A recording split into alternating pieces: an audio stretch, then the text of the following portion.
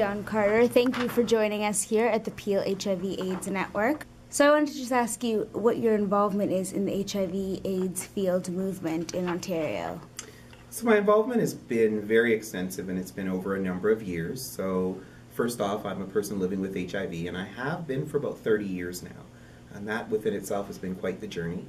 Currently, I am a board member for the OHTN, the Ontario HIV Treatment Network. And they're located in Toronto, and I've been on the board a couple of years. I sit on their governance committee, and we're just striking up a new diversity committee, and I'm also a member on that. I sit on the ACHO Council, so the African Caribbean Council for HIV in Ontario, and I've been on that for a few years, and so that's my involvement in terms of, I guess you would say, more structured professional things, but I've been involved in the movement for many, many years in a number of capacities. So I sat on the board for 2 terms in the 90s with the AIDS Committee of Windsor. I volunteered there for many years. Before that, you know, stuffing envelopes, helping with projects. When the walk came along, helping to plan the walk. So just in a number of capacities. And I've also been kind of like an ambassador within the localized Black community of Windsor long before that they had the African, the ACB, the African Caribbean and Black worker in the agency. So I would often connect with Black folks that I knew. I would go to churches and talk to people and just out in the community, because we still have some issues in the Black community with us embracing our knowledge and awareness around HIV. But it was a long uphill battle, a lot of rejection, a lot of comments, but for me it was very important because I was trying to break down the myths and stereotypes, and I knew there were people in our community around Windsor, Essex, Chatham, Kent, and you know, I spent a lot of time in Detroit, so I would talk to people as well.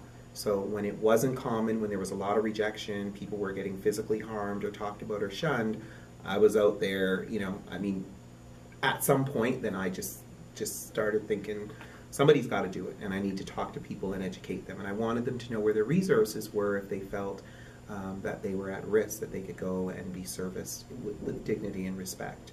Awesome. So, which everyone needs, regardless of your age, race, or ethnicity. But because it was more of a taboo in the Black community, you know, ministers were telling people this was God's way of punishing you, and the community wasn't embracing it. There was a lot of myths around, well, this was made to kill Black people. I felt it was just even more so that those who had been at risk, whether they were comfortable or not, at some point they might come to me and say, hey, I need help. Mm-hmm. What, in your view, has been the involvement of the Black community in the fight against the spread of HIV in Canada? I think in some ways I don't want to use the word stagnant, but I will say we've moved really slow. Mm-hmm. But in other ways, it's been rather enlightening. The involvement is, or the evolvement is that while it's still a taboo topic, more and more people within the various Black communities are talking about HIV and AIDS. More and more people are reaching out, whether it's to someone they know who works at an agency or looking at the materials online. You know, we still have a lot of work to do, but people are reaching out more than they were before. Here's an example. You know, we have workers at selected agencies across Ontario who are, you know, of you know, African, Caribbean, or Black descent to service people from the communities. We're still not seeing the number of people we want walking in the door, but those workers are doing a great job connecting out in the community, going to cultural events, speaking to people and getting the word out about who they are and what they will do. And I know that a lot of them talk and work with people outside of the agency, because Black people still aren't comfortable coming into the agencies, and that's okay. As long as we can service them, as long as we can provide them with emotional support, you know, lead them to the resources where they can be serviced. And again, there's still a lot more work, but it's better. That is a huge stepping stone in the right direction.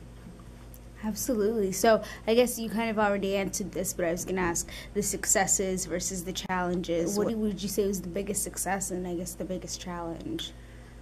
Well, for me, on a personal level, my biggest success is surviving HIV for 30 years, and I've not done that on my own. I think we have a creator that's helped me be here. Also, I am really lucky. I come from a large family, and I won't say everyone's been supportive, because there's certainly been some rejections there, but I don't focus on that. I focus on the people that have supported me. So walking this walk, you know, we don't do anything alone. Having the support of my parents has been phenomenal for me. That's one less thing to worry about. Some of my siblings, my grandparents, who are all deceased now, were very supportive. And I have, you know, some aunts and cousins that have been just by my side through thick and thin and everything. Because there was a period where I was really, really sick and had 35 T cells. So, and I made it through. And having that support is such, and certainly a small group of very connected friends, that is paramount. You just can't express to people what that does for you when you're that sick, that vulnerable, that ill, and with something that people don't want to talk about. They don't want to talk to you. They think they're going to get it, you know, all of those kinds of things. Or, you know, they have myths about, they make assumptions around your lifestyle, that you must be promiscuous if you have HIV. It's kind of like getting pregnant. You know, one time without a condom, you could be pregnant. Same thing with HIV. It's not about being promiscuous. It's what are the risk factors? Do you even know that you have them? And you could be passing something on to someone and not know if you're not tested, if you don't know your risk factors and where to go and have support. So for me, that whole personal journey, I don't think I would be where I am today, or a well-adjusted person like I am today, without that love and support. That's really been important. In terms of community, breaking down barriers. We still have more barriers to break down. You know, being the first person of color on the board of the AIDS committee, because you know, we have a lot of smart and a lot of resourceful people in the various black communities we have across Ontario. In Windsor, Essex, there's a high percentage of black folks from all over the world. However, people didn't want to step up. And I just thought, well, you know what? I'll voice an interest, or, you know, and they came to me and we talked about it. And I said, yeah, I'm prepared to do this, because I wanted to set an example, and I wanted someone to see that there is a person of color invested in this agency and invested in this community. And so I wanted to be a vessel. And yeah, I took a lot of flack for it initially and for a number of years, but people did start to embrace me, and not just black folks. The community within itself started to embrace me. And I started to talk outside of the agency. And then, I did get hired on at the agency. I was a case manager, and then became a director of client services for both Windsor, Essex, and Chatham-Kent. But, you know, all of that has been a part of the journey. So that evolvement has been the community embracing me, and me getting out in various aspects of the community and trying to connect with people. So it's important. Yeah, it's amazing. The ACB HIV Awareness Day will be celebrated for the first time. What do you think is the possible impact from this? I'm really excited about it, and I've spoken to a lot of people, both here in Ontario, Toronto, Windsor. I talked to some friends in Michigan, and I am very excited about it. I think it's powerful. I think it's important. I think it recognizes a struggle that anyone with HIV, or any of their friends or coworkers or family members who love them, you don't walk it alone. They all have their own concerns about you and about your relationship with them, and, you know, are you going to be healthy, and all of that kind of stuff. But I think it's important because as black people, regardless of where we come from, we have different cultural nuances. You know, we often want to use things from our heritage. A lot of us come from backgrounds where our families do, they may not strictly be Catholic.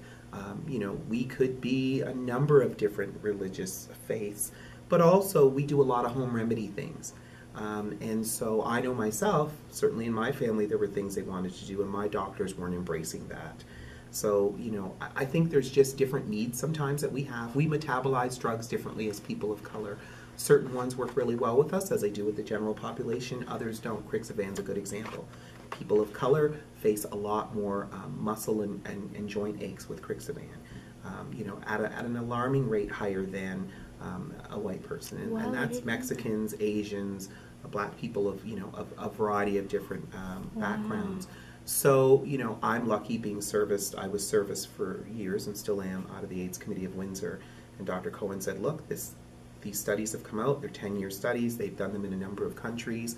I'm going to talk to my, patients of color and try to get them off that drug because it's there, And so I think that within itself. So we have some different needs based on our cultural backgrounds, and I think it's great that we see HIV for what it is. I think it's another stepping stone for us to raise awareness and get people to know and talk about HIV.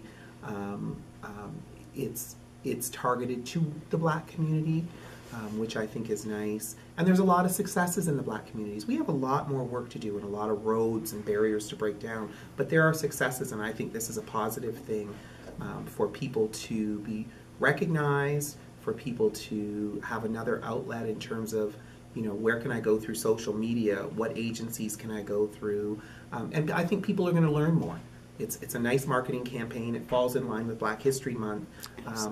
So I think it'll bring a little bit more light to the subject because it just falls in line with Black History Month. Now, other people have said to me, oh, you know what? We're all HIV positive. We all face stigma. We all face this. We all face that. Why do we need to kind of highlight around the Black population? What's wrong with that? What's wrong with that? We do have some different nuances, and we're not slighting any other ethnic group. We're just saying, look, we want to bring this to the forefront. This is a great opportunity for us to do so, target things to our community, and our community still, needs to get on board a little bit more. So I think it's a very good thing. Excellent. So you answered all my questions.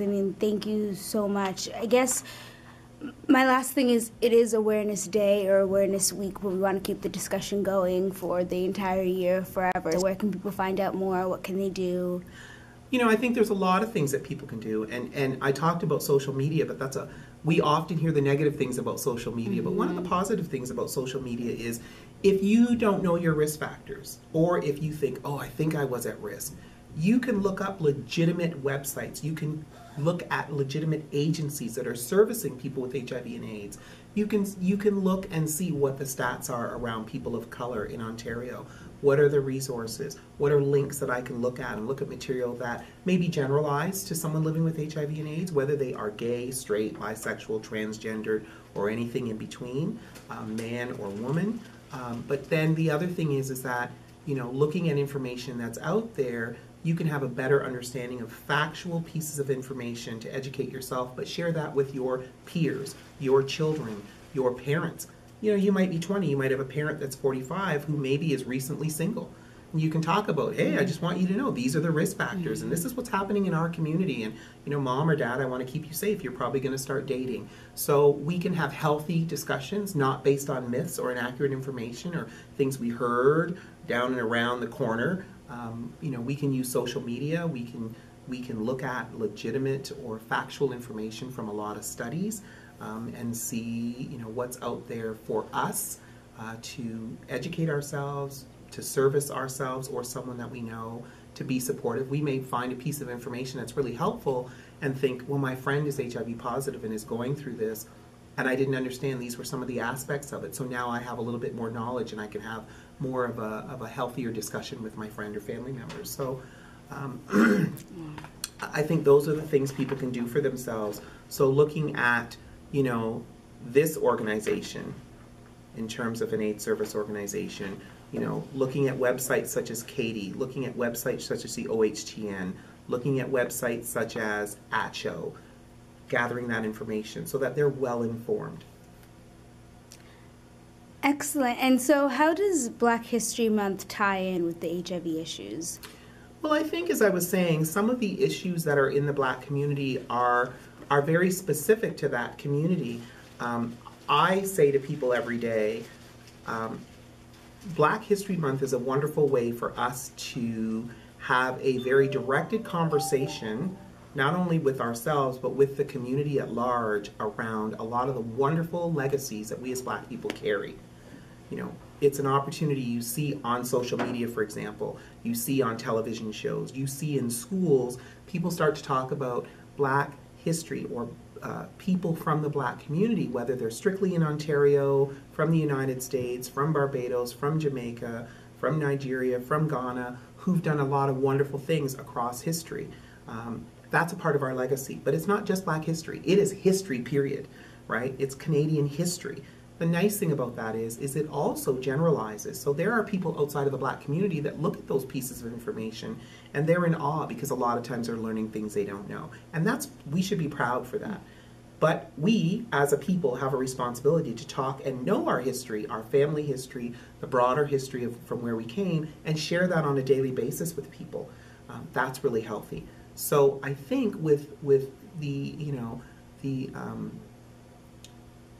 February, the date for us in February around HIV and Black folks ties into it nicely because we will normalize discussion around HIV over time. It's not going to happen immediately. We can talk about it. We can talk about the successes in our communities, the struggles in our communities. How do we support one another? What resources do we use? Are there gaps in services? Are there things that we need as a people that maybe is not out there? And so I think it starts a good, hearty discussion. Who are the agencies or the people in the community that are really resourceful we can tap into? And then we should carry that forward throughout the year, not just in Black History Month. So I think it's a very good thing. Excellent, Dion. Thank you so much for speaking with us today.